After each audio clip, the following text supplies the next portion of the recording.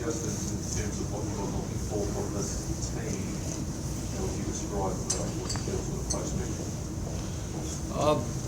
We're disappointed. The boys are disappointed, obviously.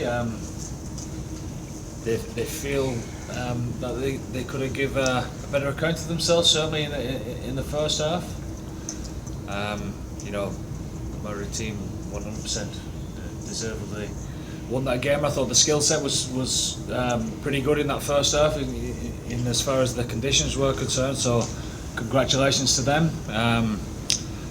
But I'm proud of the boys. The way that they came back. I mean, it could have been a landslide, with the way the score was at half time.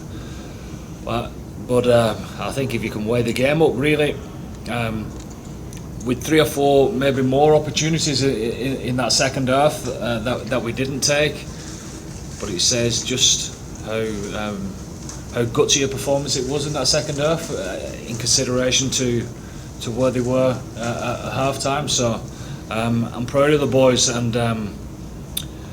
the way that some of the individuals have learned, stood up, done some unbelievably good stuff, and then some really poor stuff on the back of that is brilliant learnings for this group. 5 of them played in the green shirt for the first time. A good handful of them have not had too much experience. It's a new team coming together within 7 days, with flying to the other side of the world. So you'd expect a bit of ups and downs. So in all, I think it's a good day for us in regards to lads learning lessons and knowing that if we fix a few things, especially discipline-wise, that we can give a better account of ourselves in the next game. You talk about experienced players and you guys are in jerseys. How much are you using this for 2023, and how much is this game looking beyond that for expanding? How do you use this game basically?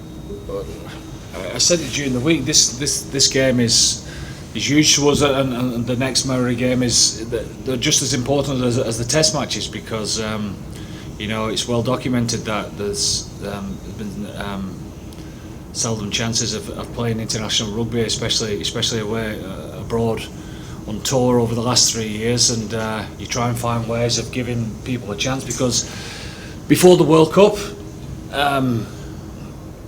there isn't that much time.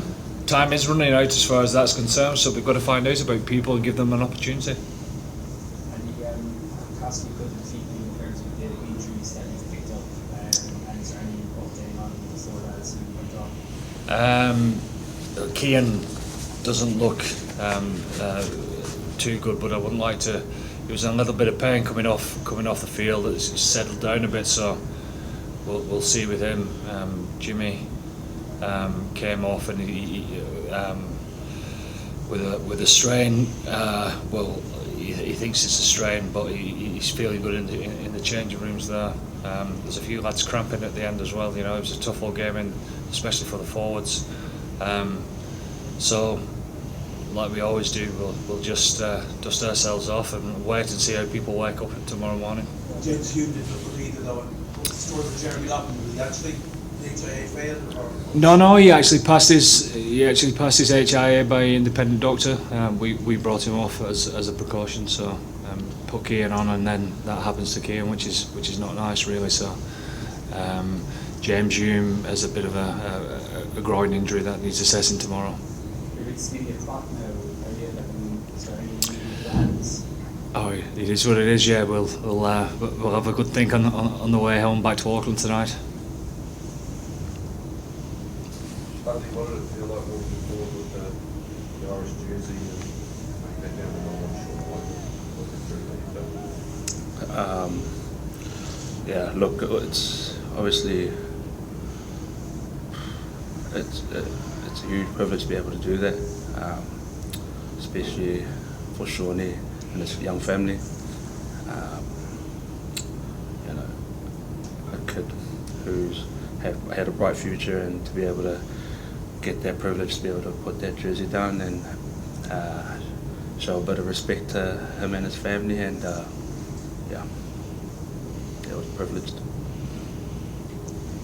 That's good. Gavin Goose seems to really put his hand up there to make it quality. And certainly the ground, so I'm impressed as well. He was excellent, yeah. Craig Casey was really good as well, you know, and fits and starts. Other people were really good, and then there was a few bits that needed tidying up. But that's how we learn, you know. So, I mean, look at the experience that Cian Prendergast and Joe McCarthy's had. It's priceless for us.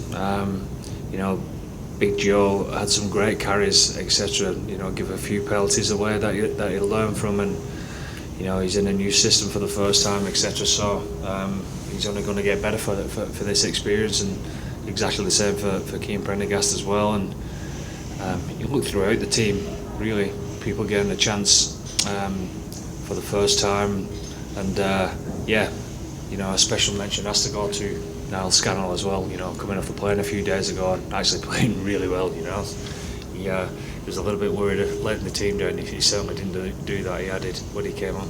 How would you assess his performance? I thought he was excellent. Yeah, I thought he was great. I thought he was nice and composed. I thought we played some really nice rugby at times. You know, opened them up a little bit, and you know, it's just that last pass that we was a little bit too eager with, you know, as far as decision making is concerned. But I thought Farrell's conducted the team very well. What was your assessment? I think that's nailed it there on the head. You know, we had good pieces throughout the match. Obviously, the Māori team came out with a good start, but our discipline let us down, and I certainly put my hand up for a few of those disciplines. And you can't just back up a discipline after another discipline, especially with a quality team like that. They'll just keep playing on top of you and pile the points on. What was it like for you personally? Back your own stomping ground, being Ireland Like I said in the incident before, you know, it was a privilege. I got emotional. It was an honour. Obviously, I haven't played in front of my family for 8-9 years, especially in front of my mum for the first time. So that was good, very good. What were the messages that you gave out at half-time to players? You did really turn it around at half-time. Sure, look, we just had to, you know, believe in ourselves, and we certainly, you know, looked each other in the eye, and we certainly believed that, you know, we could be a lot better than what we did in the first half. And I thought the boys came out and really did that in the second half. And you know, like Faye said, a lot of the guys put their hands up, especially some of those young guys who haven't had that kind of experience before, and they certainly came out of the blocks. You talked about discipline, executing execution. What sort of the biggest work on this match to this test? What's the work on from this match? The biggest work on, the biggest thing area of improvement to I don't know if that transfers really. You know, there's 15 guys sat in the stand ready to train tomorrow. Of course, they'll watch the game and take some lessons from that. Certainly how the Māori All Blacks played as well, you know. But I'm sure that those boys feel for the teammates, and they'll prepare properly tomorrow and look forward to. There's nothing like sitting in a stand and watching a live game and actually knowing that you've got a chance in 3 days' time as well. So that'll stand us in good stead. Do you expect to see a lot of similarities between Māori side we saw tonight and the All Blacks on the weekend? Do you think there will be some same things there? There's a similarity in how most of the New Zealand teams play anyway, you know, and I thought the skill set is certainly in those conditions in the first half was excellent from the Māori All Blacks, and they narrowed us up quite a bit and got us on the edges from time to time, and we know that the skill set for the All Blacks is even better, so we know we're going to be tested there as well. Did it change anything in terms of selection or anything for Saturday at all? Is it still as planned? Yeah, we've obviously got a plan. Those plans are obviously there's always going to be one or two moving parts in regard to injuries and substitutions, etc. We see how people wake up tomorrow and assessing. We've got the morning off to do that. We train tomorrow afternoon. Reds have these midweek games on tours nowadays. Is it something you want to see more of? Do you enjoy? Is that changing? They're old school, aren't they? I used to enjoy them, definitely. I used to enjoy playing more than training. I don't know what you think, Bundee. You know, to just roll your sleeves up and get stuck in. I think that's why we all started playing in the first place. You know, to compete. So I love the concept of a Lions tour, etc. You know, this is a bit unique in itself, obviously, with Ireland doing this for the first time. It's because of what's happened to the world in the last 3 years, and it'll stand to us in the future.